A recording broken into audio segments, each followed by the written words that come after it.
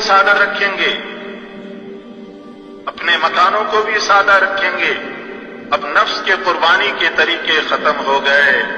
اب تو نفس کے تقاضوں کو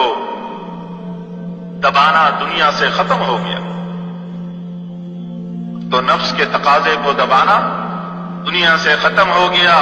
اس لیے اسلام دنیا میں ختم ہو چکا ہے۔ لوگ اسلام کے نام پر عہدے لے رہے ہیں، اتنا پیسہ جمع ہو جائے تو اسلام چل جائے گا، فنڈ جمع کیے جا رہے ہیں، اتنے پیسے ہو جائے تو اسلام چل جائے گا،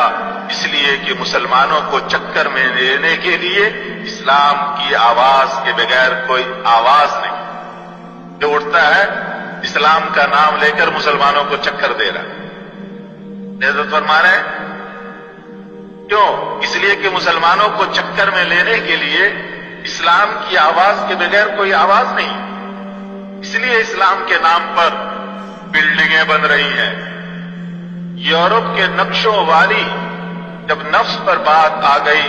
تو نفس کی بات پر غیر مسلم زیادہ پختہ ہوتا ہے، نفس پر چلنے میں غیر مسلم زیادہ پختہ ہوتا ہے، لہذا جب نفس کے نظام پر زندگی آئے گی تو زندگی یہود و نصارہ چلائیں گے، وہ بھی نفس کے مطابق، ہم بھی نفس کے مطابق، وہ ہم سے زیادہ پختہ، پھر نظام ان کے ہاتھ میں ہوگا، پھر نظام وہ چلائیں گے۔ نفس کی قربانی دو، نفس کی قربانی دو تو امام بنو گے۔ اس لیے اللہ تعالیٰ مسلمانوں میں بھی نظام ان کے حق میں دے رہے ہیں جو یہود و نصارہ کے منشا یا طریقے پر چلنے والے ہوں،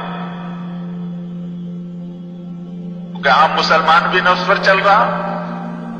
تو پھر مسلمانوں کے بعد دوڑ بھی اس کو دے رہے ہیں کہ جو یہود و نصارہ کے منشا اور طریقے پر چلنے والے ہوں، پھر روتے ہیں کہ ہمارے حکمران ایسے ہو گئے۔ انس ابن مالک رضی اللہ تعالیٰ نے کہا تھا یزید حاکم اگر جاتا رہا تو تم پر سور اور کتوں کے ہاتھ، یعنی کفار کے ہاتھ میں نظام آئے گا، کفار کے ہاتھ میں پھر تمہارا نظام آئے گا۔